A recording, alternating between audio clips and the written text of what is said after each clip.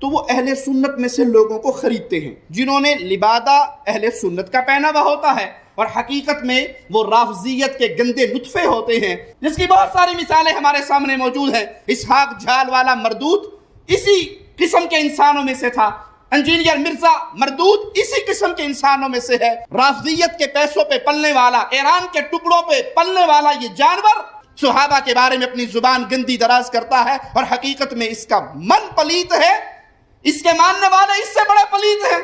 تو علمی کتابی نہیں ہے، تو دنیا کا سب سے بڑا فسادی ہے، جس کا کام، جس کو وقت کو بٹھایا گیا ہے صحابہ کے خلاف بھونکنے کے لیے، تیرا کام یہی ہے، الو بنا رہا ہے لوگوں کو۔ ہماری نسبت کس کی طرف ہے؟ حضرت معاویہ رضی اللہ تعالیٰ عنہ کی طرف۔ ہم اہل بیت کو پہلے مانتے ہیں، لیکن اس کے بعد باقی صحابہ کو بھی مانتے ہیں۔ اے اللہ، ہماری نسبت علماء حق کی طرف ہے، تو ان نسبتوں کی بھی ہم نے اللہ کو لاج دی، ہماری کیا اوقات ہے بھائی؟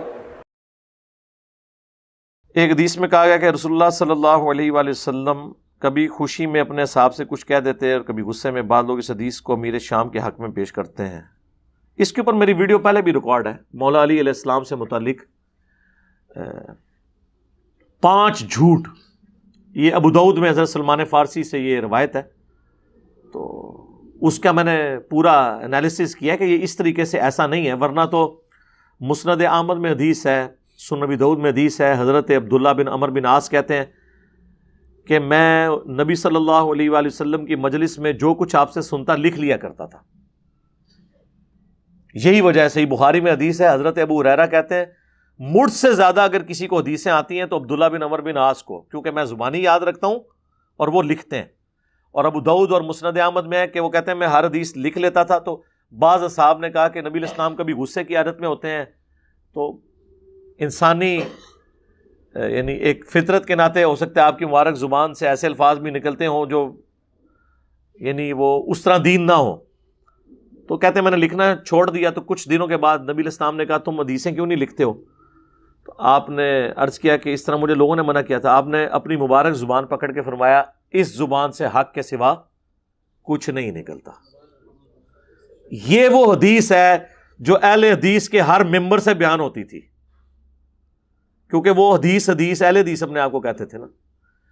فقہ حنفی کا رد کرنے کے لیے نبی علیہ السلام کو امام بنا کے پیش کرتے تھے، بڑا اچھا کام ہے۔ لیکن جب سے امیر شام معاویہ ابن ابی سفیان رضی اللہ تعالیٰ عنہ کا مسئلہ کھڑا ہوا ہے، اب وہ یہ روایتیں ڈھونڈتے ہیں کہ حضور غصے کی حالت میں کچھ بھی کہہ سکتے ہیں۔ کیا یہ اہل حدیث کا عقیدہ تو چھوڑ دیں، کیا کسی عام مسلمان کا بھی یہ عقیدہ ہے کہ نبی علیہ السلام اپنی مبارک زبان سے کوئی ایسی بات کریں گے جو دیکھ لیں؟ ایک شخص کو بچانے کے پیچھے، وہ مولانا ساگ صاحب والی بات ہے، ایک بندے نو بچانے پیچھے قرآن و حدیث نو انہوں نے تختہ مشق بنا دیتا ہے۔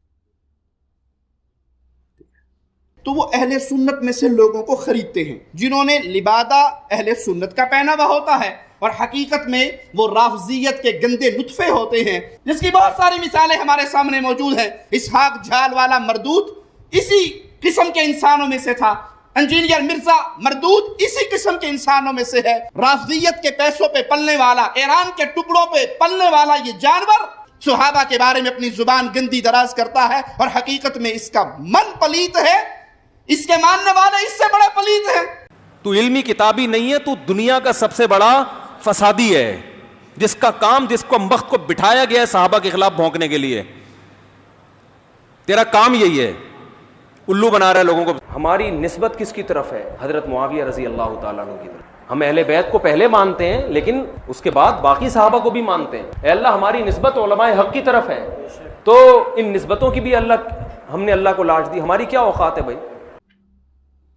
یعنی میں اس سے ہٹ کے ایک چھوٹی سی مثال کہ جس طرح کے بنی اسرائیل کو بچھڑے کی محبت پلا دی گئی تھی، ان کو پھر کچھ نظر نہیں آیا، ان کا پیغمبر بھی کوئی طور پہ گیا نا، تو 70,000 صحابہ جو ہیں وہ مرتد ہو گئے بچھڑے کو خدا بنا کے، پیغمبر کی موجودگی میں، فوت نہیں ہوئے تھے۔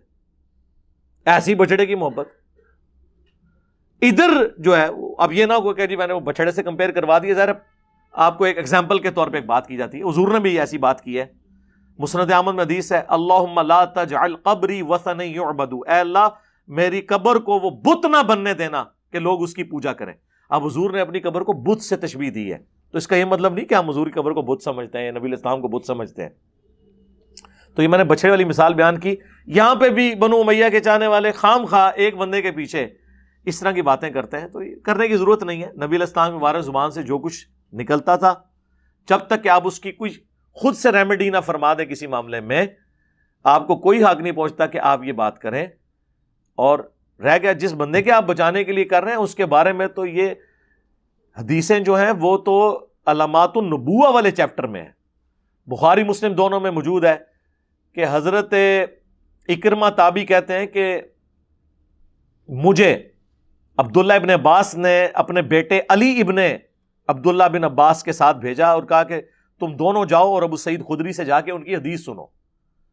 اور ہم جب ابو سعید خدری کے پاس آئے, یہ بخاری میں بھی ہے حدیث مسلم میں بھی, تو وہ اپنے باغ کو پانی لگا رہے تھے, تو پھر ایک جگہ آ کے بیٹھ گئے اور ہم نے کہا کہ ہم آپ کے پاس آپ کی حدیث سننے آئے ہیں. تو ابو سعید خدری تو ان 7 صحابہ میں سے ہیں جنہوں نے سب سے زیادہ احادیث روایت کی ہیں. حضرت ابو ہریرہ, حضرت عبداللہ ابن عمر, سیدہ عائشہ, انس ابن مالک, عبداللہ بن عباس, جابر بن عبداللہ اور ابو سعید خدری. یہ 7 صحابہ ہیں جنہوں نے زیادہ حدیث روایت کی ہیں. تو ان کو تو اتنی حدیثیں آتی تھی. انہوں نے کہا سنو, مسجد نبوی کی تعمیر کے موقع پر باقی صحاب ایک ایک پتھر اٹھا کے لا رہے تھے, اور حضرت عمار ابن یاسر نے 2 پتھر اٹھائے ہوئے تھے. نبی علیہ السلام نے اپنے مبارک ہاتھوں سے داڑھی سے مٹی جھاڑی اور کہا وائے عمار, تجھے ایک باغی جماعت قتل کرے گی, تو انہیں اللہ اور جنت کی طرف بلائے گا, وہ جماعت تجھے جہنم کی طرف بلا رہی ہوگی. یہ بخاری میں بھی حدیث ہے, مسلم میں بھی. 2812 بخاری کی, 447 بھی بخاری میں, مسلم میں 7320, 7321, 7322. ام سلمہ سے روایت ہے, خود امیر شام معاویہ بن ابی سفیان سے روایت ہے, عمر بن عاص سے روایت ہے, عبداللہ بن عمر بن عاص سے روایت ہے, ابو سعید خدری نے وہ حدیث بیان کی.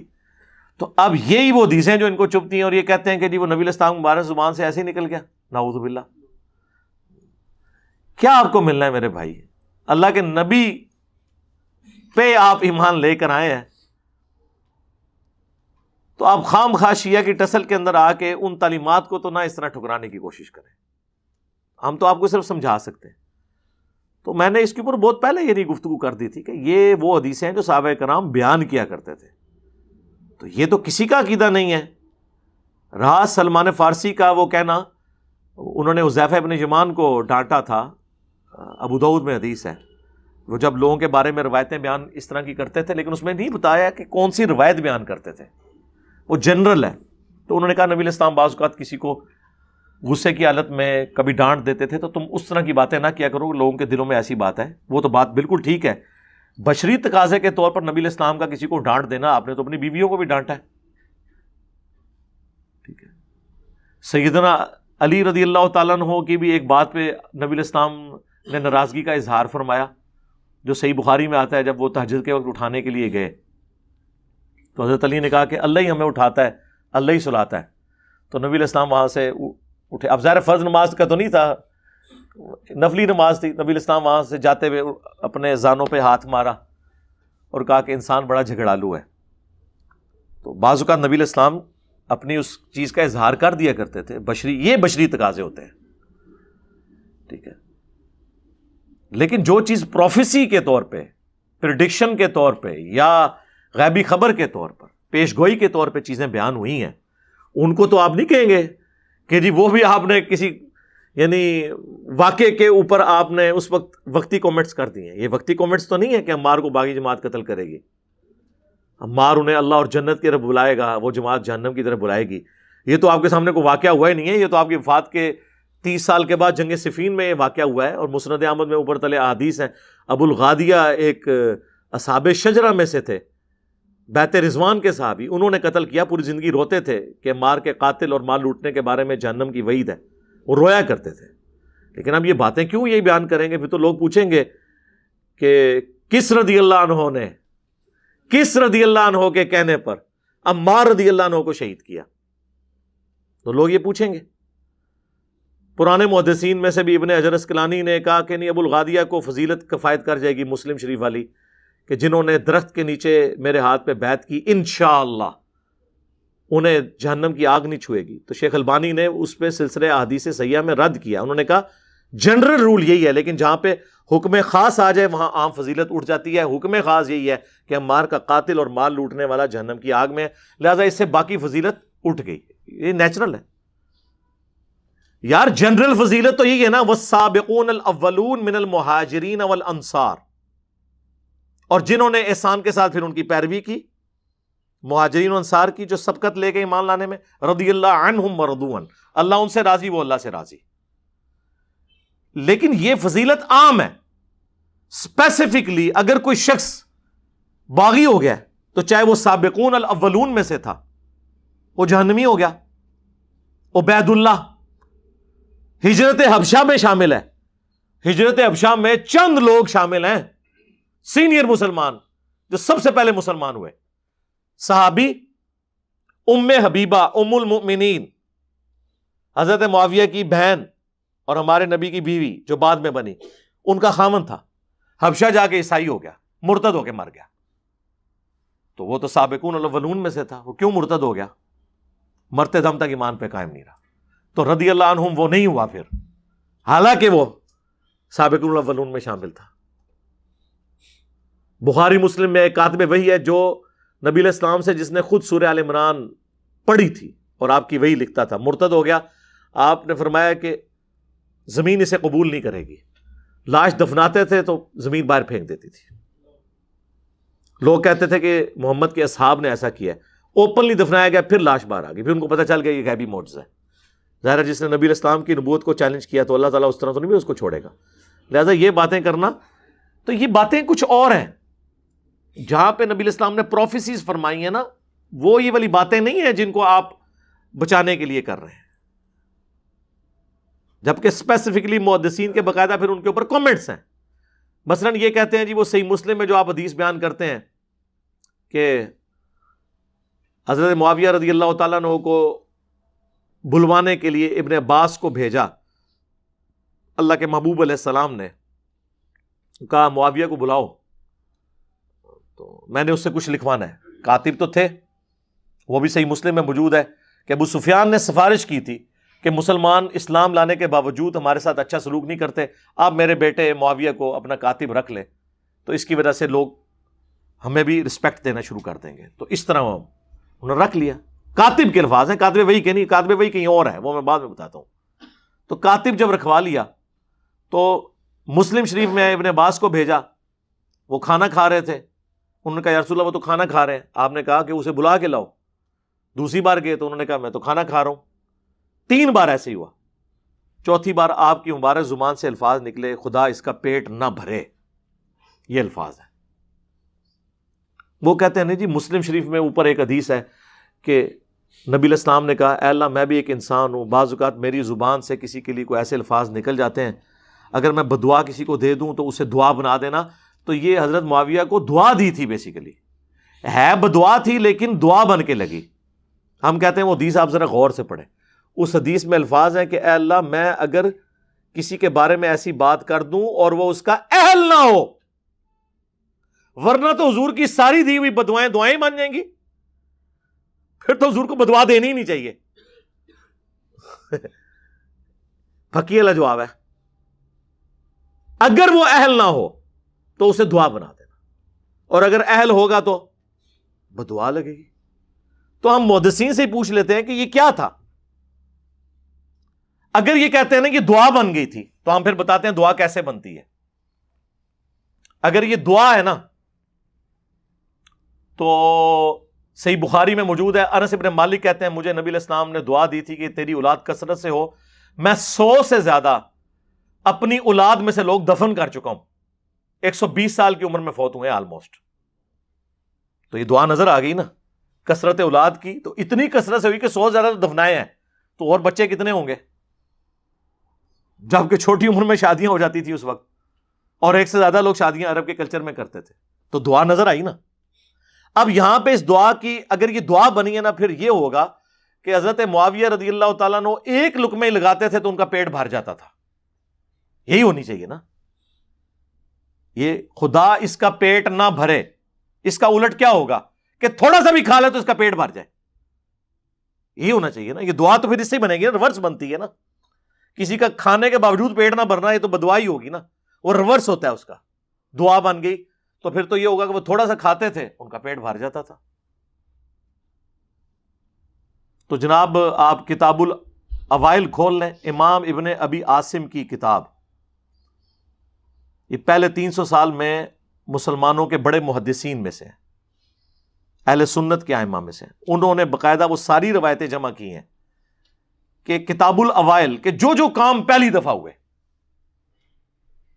اس میں انہوں نے یہ بات بھی نقل کی کہ اس امت میں سب سے پہلے جس نے بیٹھ کے خطبہ شروع کیا وہ حضرت معاویہ رضی اللہ تعالیٰ عنہ تھے, کیونکہ ان کا پیٹ بھر چکا تھا چربی کی وجہ سے. اور یہ روایت المصنف ابن ابی شیبہ میں بھی موجود ہے. تو پریکٹیکلی ان کا پیٹ بڑا ہو گیا تھا, وہ کھڑے ہو کے خطبہ نہیں دے سکتے تھے. کھڑے ہو کے خطبہ دینا سنت ہے جمعے کا, ان کو بیٹھ کے ممبر پہ خطبہ دینا پڑتا تھا. تو آپ کیا سمجھتے ہیں, یہ دعا اسی طریقے سے لگی ہوئی ہے. اور پھر یہی حدیث دلائل النبوہ میں ہے, امام بیہقی کی کتاب میں. امام بیہقی نے کتاب لکھی ہے 3500 احادیث پہ مشتمل, دلائل النبوہ. اس کتاب کے اندر انہوں نے نبی علیہ السلام کی غیبی خبریں نقل کی ہیں کہ آپ علیہ السلام نے کوئی پریڈکشن کی اور وہ اسی طریقے سے منوان پوری ہوئی.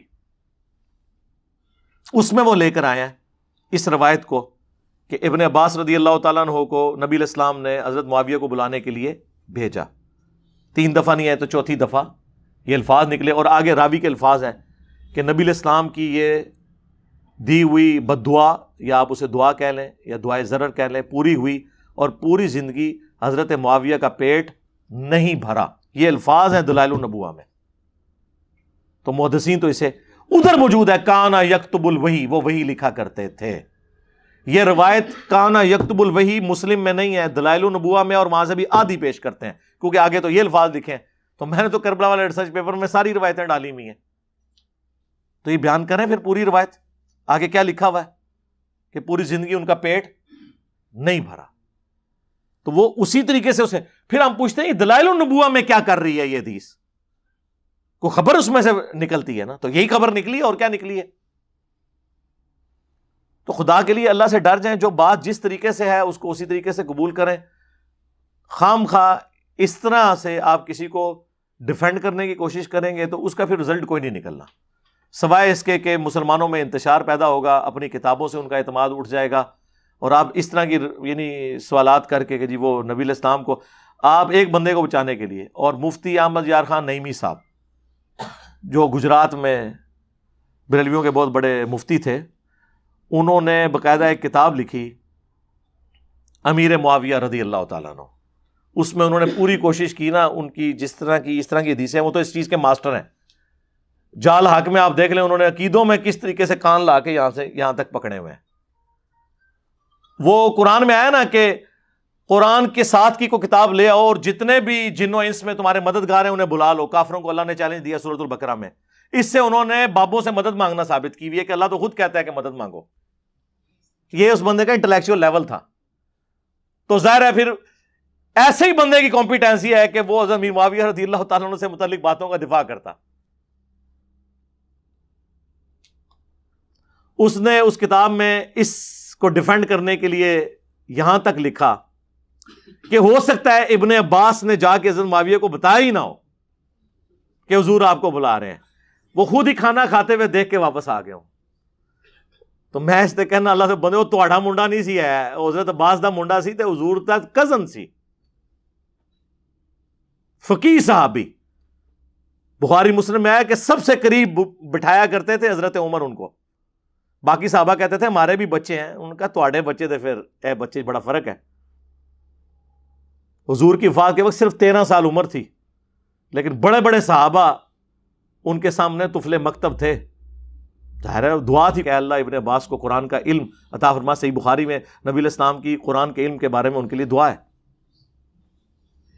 تو اس نے کہہ دیا ابن عباس نے, تو اس کا تو مطلب یہ ہے کہ نبی علیہ السلام نعوذ باللہ بغیر تحقیق کے ہی ابن عباس کی بات پہ اعتبار کر کے تو حضرت معاویہ کے بارے میں یہ بات کر دی. یہ تو بات رسول اللہ کے تک چلی جائے گی. تو انہوں نے ایک بندے کو بچانے کے پیچھے یہ کرنا شروع کر دیا. ہمیں کوئی شوق نہیں یقین کریں یہ باتیں کرنے کا، لیکن چونکہ ہماری پوری ڈاکٹرن ختم ہو جاتی ہے اس حوالے سے کہ ہم تو قرآن و سنت کو حجت مانتے ہیں، اب یہ تو نہیں قرآن و سنت میں ہم نے وہی حجت ماننا ہے جو کسی ایک فرقے کو سپورٹ کر رہا ہے، سب کچھ ٹوٹیلٹی میں دین کو لے کے چلنا ہے۔